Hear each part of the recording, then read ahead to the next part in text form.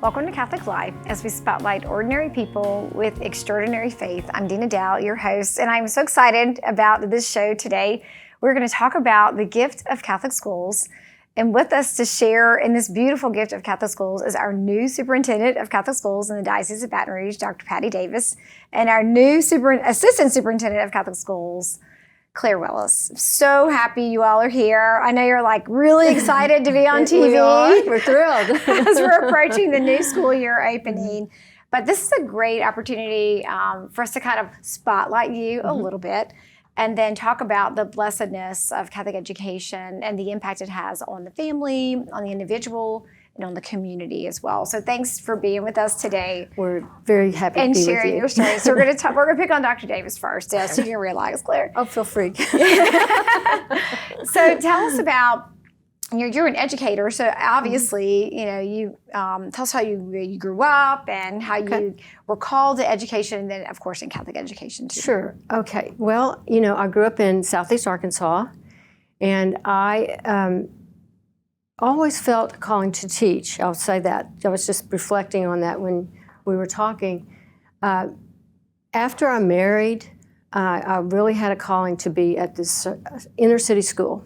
And I was already in another role in international banking. I was an adult. Oh, wow. And so I would pass by this school, and I just loved it because my grandmother used to take me to Mass there, and I had so many fond memories of St. Edward's. And I just went back to school. I said, I have had a child, and I thought, this would better fit in with my role in the family. And so from there, I went, and I didn't end up originally teaching at St. Edward's. I taught at another elementary, and then ended up at St. Edward's, where I brought all four of my girls. I have four girls, and one has Down syndrome, and it worked out beautifully for her to get her formation and be part of the church, and it was just a wonderful experience. Then I went into the role of a principal and a high school teacher at Mount St. Mary Academy, which we talked about early. I worked in the central office in the Diocese of Little Rock, and then God said, "You're going to move." So I ended at the Archdiocese of San Antonio, where I was superintendent for several years there. And God just has this plan. I really believe it just falls in your lap sometimes. And I was looking for a program at that point, a master's, but I ended up in a doctoral program at Incarnate Word and received my educational PhD through them, and went to Las Cruces also with the bishop. I moved there for a year, stopped, finished my doctoral dissertation, had to go out of country to Africa for 3 or 4 trips. Oh, wow. And I did, my dissertation was on something that's very fitting for social justice, is on women refugees in a refugee camp. When I came back, it was time to go to work again. And God blessed me with a job back at my hometown in Little Rock, and I spent the past 3.5 years there as president of Mount St. Mary Academy, which is much like St. Joseph's Academy here. And then again, God said, we're gonna move you back into the superintendent world, and here I sit. But I've always felt a strong calling, and I knew when I went back to school I was going to be in a Catholic school setting. So. Yeah. That's so how you that went happened. from international banker to in Africa doing your dissertation, and then now as a superintendent. It all flows, That's beautiful. And I traveled a lot with my grandmother, and we did like a 3-month tour of the cathedrals. That was such an impact. What? 14 years old. Yeah. And I look back and think, did I ever thank her enough for all those indirect formation that she gave me, not with words, but actions. Yeah. So I always realize the impact of how we act, and not just our words, but how we're living it out every day. Right. And she was just the perfect example for me. So. Oh, that's great. So Claire, tell us about your trips to Africa. My journey starts and ends in Baton Rouge. Exactly. Born and raised here, been a product of Catholic education here in Baton Rouge. I went through St. George for elementary, and then St. Joseph's Academy. Went to school for education, always knew I wanted to be in education. Taught got an opportunity to teach both at St. Joseph's and Catholic High School here. Ended up in an administrative role at Our Lady of Mercy, and then took over as principal at Cristo Rey High School, and now found my way into this position to hopefully opportunity to serve all Catholic schools in our diocese as a resource and support based on all my experiences that I've had as both teacher and administrator. So yeah, and I not quite as long of a journey, but a little more direct. But direct journey, and you do the roundabout. But I like the complementarity that goes with that because of the international exposure, and then the local history together. Because there is a culture about Catholic schools in a way that really brings in the community and then goes outward into the community as well. So kind of one of the things I really wanted to talk about was why Catholic schools? Like, why do parents choose to send their children to Catholic schools? Well, I think both Claire and I could add to that question. So I'll put a little in, she can add a little more. And there's just so many good reasons, I think our studies show, that people choose Catholic education for their family, for faith formation, for a good sound foundation in moral and faith and academics. So we do well. Our testing and everything shows that, our statistics.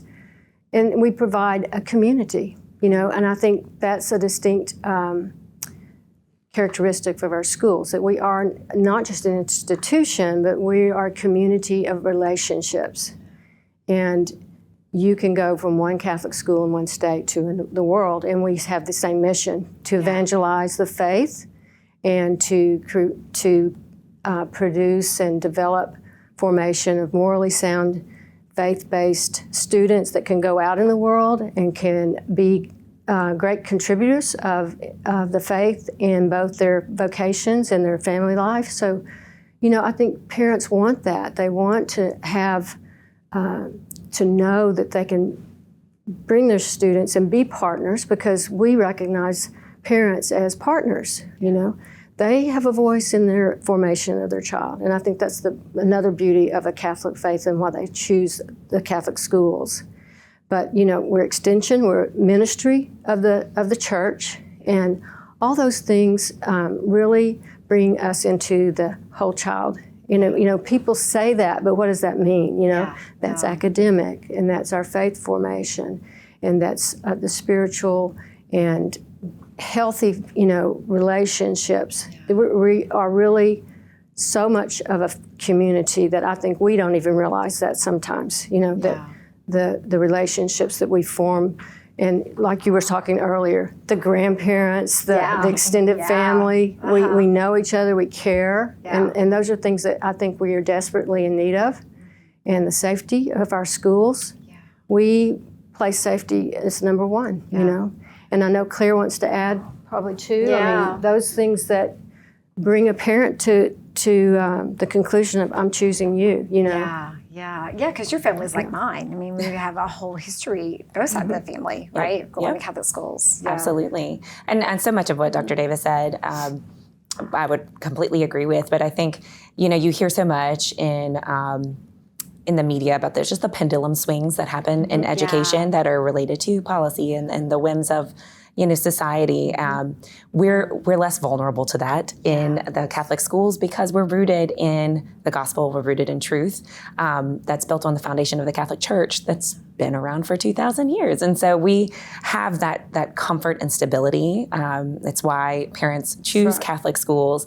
It's for those values that are woven into everything we do at our schools, in our policies and procedures and the way we treat each other and the children. But it's also, knowing that we're going to be part of that community. It's not just a place you send your children during the day, but it's a place that you go for an extension of your family. And so that's why Catholic schools, and that's what I think our Catholic schools in our diocese do very well. Yeah, because there's such a legacy there too, handed on the faith. And again, both sides of our family attended Catholic schools, even grandparents, all like our grandparents, parents, our generation, the grandkids, and then I think half of our grandchildren that my parents have all work in some way, shape, or form for the Catholic Church. Which is not the calling, like go to Catholic school to work for the Catholic Church, but it just happens that way, But I like what you were pointing out and kind of the motto, of evangelizing hearts to go out into the world, to make it a better place for people and for them to encounter Jesus Christ too. Absolutely. So those are like points of, I think just really heightened awareness of the giftedness of Catholic schools because of that encounter We're with Christ. living the gospel teachings of Christ, Yeah, and I want to mention too, that our community isn't just Catholics, that Right. we welcome all children of all faiths into our fold and our families. So it's very enriching, what we can bring to our schools because they are so diverse. And I see the aspect of service coming in to, that's one of our pillars that where we know the gospel teachings of Christ teach us that we need to serve one another. So that's a strength of our schools, and we've seen that being applied in different models of public and charter schools. They know the value of that. Yeah. So I think we have been around for a few hundred years. Yeah. So or so. I think we and we do it well, Yeah. I think that I'm so proud to be with Catholic schools. I think I've been, I don't even want to tell you the years, a few years. and it's great because I see the impact worldwide. A Catholic mission is the same of a school here as in Europe or Australia. We all have the same mission of evangelizing the faith and teachings and helping students go out in the world and be good stewards of the faith, And bringing that to other people too. Yes. How do you see families? We have about a minute left in this segment, which touch a little bit on families and that legacy of Catholic schools and how that's impacted the people that you've served and the people that you see and even the people that are new legacies coming in. Well, so much of what we know about people is the feeling wanting to be known and belonging. And so that's, again, the power of our Catholic schools, whether it's a very small school or a large school. We've got a range of them in our diocese. They build community where people can be known, where their gifts are recognized and valued. And so, parents feel like they have a place and they have a voice. The children are the relationships are built with teachers and with their friends, and it extends beyond the school day. That we have a robust extracurricular program. We've got sports. We've got so many things that make it so that it becomes your community. I mean, our closest friends are the people we know through our church parish. Yes. Right. Not just because our kids are about the same age. That certainly helps, but it has a lot to do with the fact that we share values. Yeah. We share those lived experiences, and so it. We know that when our kids are playing with their kids, that we're building them up together. So I think that's what families are drawn to, even if they're new young families who haven't been part of Catholic schools. They know that they're going to be welcomed in there and feel a place of belonging. Right, which is beautiful. All right, we're going to take a break. When we come back, we're going to continue our conversation about the giftedness of Catholic schools and the impact that it has on the community, and kind of talk about the details of what happens in an ordinary day of school life. So stay with us. We'll be right back in just a minute.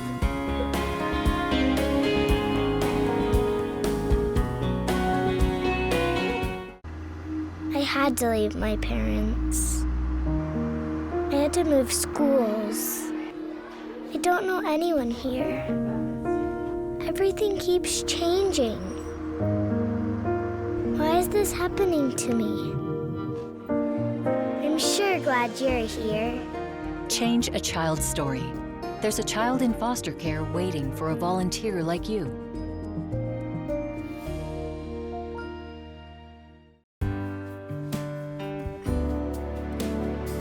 Another summer day has come and gone away from Paris or Rome, but I wanna go home.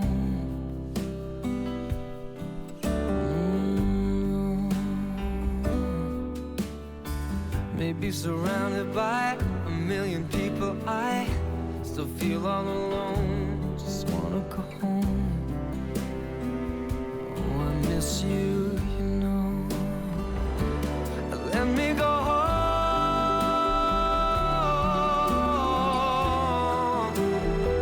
I've had my run, baby, I'm done. I gotta go home. It'll all be alright. I'll be home tonight. I'm coming back home.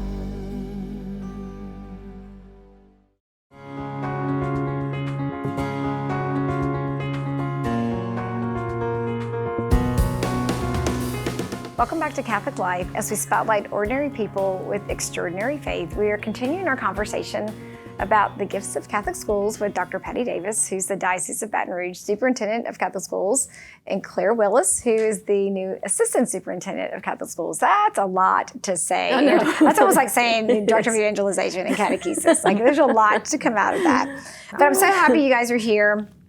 And to kind of continue our conversation, we're talking about service, but to kind of go back, the mission statement of the Catholic Schools Office shows like 5 really centralized areas of faith formation, academic rigor, which we all know about that, we've been to Catholic school, innovative programs, stewardship, and service to community. So let's kind of pick apart those a little bit and talk about faith formation. What does that look like in a Catholic school?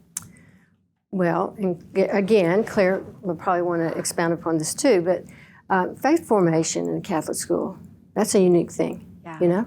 And we not only have faith formation for our administration, we have it for myself, we have it for all of our office, we have faith formation going on with the teachers and the students. So everybody is having formation in their life, ongoing, and teaching us to dig deeper in our self-reflection and how we relate to our faith. What part of the journey are we on? You know, and it's a very interesting thing because it does really build on who we are. Wherever you are sitting as a principal or a teacher, that's the foundation of everything you do. So you, as part of that in your role here at the diocese, have a huge role to help us keep strong formation going on for our principals and our teachers. And right now, Claire and I are in the new principal orientation, and we're looking at church documents. So the Catholic school, Vatican document, and it really is interesting because you understand to look at things a little differently when you refer back to the Vatican and the documents. So formation is a huge piece of who we are, and it's not only a huge piece, it is the foundation of who we are. You can't say enough about formation. Right, because Catholic identity is really important in the Catholic school, and you've seen that in the areas that you serve. To talk a little bit about like how faith formation and Catholic identity go together in a Catholic school. Well, we talk a lot about how we form our own spiritual development. So that's certainly in our curriculum. Our students take religion classes through all of their years through high school. That's not just a requirement because we want them to understand how they develop themselves as men and women of faith, but also understanding what the church teaches and the truth that's rooted there. But it's also so that they can understand their role in evangelizing others through their actions, through their words. So it's not just classes. Right. That's kind of the scholarly piece of it. But we also have, and most schools have very robust retreat programs. Students are going through that like fun of learning a community and learning from others and doing things that'll give back, service programs that help them to put their faith into action. And so, that's all part of the fullness of faith formation. And of course, we're looking at how we can continuously do that better. We measure it, we quantify it, and then we figure out how to do it better with your help, of course. But you're right, but it starts with making sure that we're continuously getting filled and learning for our own selves so that we can pour into others also. And being confident witnesses of faith too, at the end of the day, just being able as adults that are serving in Catholic schools to be able to help fortify the faith of all that are placed, including the parents, the invitation for the parents to be a part of that too. Because a lot of times, 9 times out of 10, the kids will bring it home to mom and dad. Right. And like, oh, are you learning that in your religion class? It's like, oh, okay, I forgot about that years ago. But just even basically teaching prayers, understanding gospel, encountering Jesus, and then going out and doing the work of mission. That's right. So forming missionary disciples, which is something that I never heard of growing up in Catholic schools. Like, we're forming you to be a missionary disciple. It's like, okay, what does that mean? But I mean, that's the foundations of the mission of the Catholic schools is to evangelize. Well, that's the mission of the church. Exactly. So let's talk about academic rigor, which is always kind of a chuckle, when you've been in Catholic schools for 13 years, unless you've gone to a Catholic college, then you have more than that. But talk about the rigor and why is it rigorous? Why is that? Well, I think we put the bar high, that we expect excellence in everything that we do, because that's part of the teachings of our church. We can teach science, and we can teach math, and we can teach English, but we need to teach it well, and we need to realize that we are imparting our students to go out into the world, to be knowledgeable, to have a career that is going to be impactful and contribute to the community.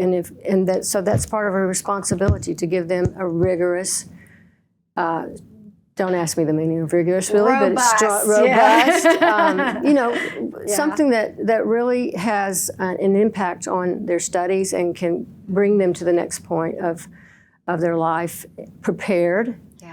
We have such great statistics, if you want to go back to that, for sending students to university and beyond. And I don't think that anybody matches us as a Catholic schools as a whole, the 98% going to college. It's just we tend to their needs all along the way. Their academic needs are met individually. We've done that before. The schools like to say that now. We meet the individual needs of the student. We've always done that. And we didn't have the resources, but we had the relationships. And that's what I love. We can have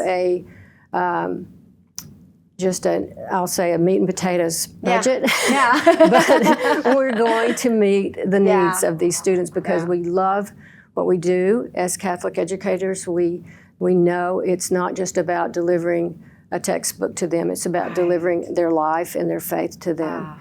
And I think our REACH program that you had on earlier is a testimony to that, that we are trying to make sure that all of our students are the best, personal best that they can be for the world. And there's a difference between excellence and perfection, right? Because some people think you have to be perfect in that world. So talk about that. Talk about like the notion of excellence in Catholic schools as opposed to perfection, where people think I have to like get it right all the time, Well, so one of our guiding principles has been a growth mindset, and that's that word growth. It's not just about of course, a minimum standard. We do have standards that guide what we want our students to know and learn, but it's encouraging them to continue to grow things that they don't know yet, pushing them to be inquisitive and curious, and doing that through really solid instructional practices, and using a curriculum that aligns with our values, but that also promotes that kind of curiosity and wonder, because we're preparing them not for careers that exist now, but for the ones of the future that we haven't even imagined yet. And that kind of leads into this concept of innovative programs.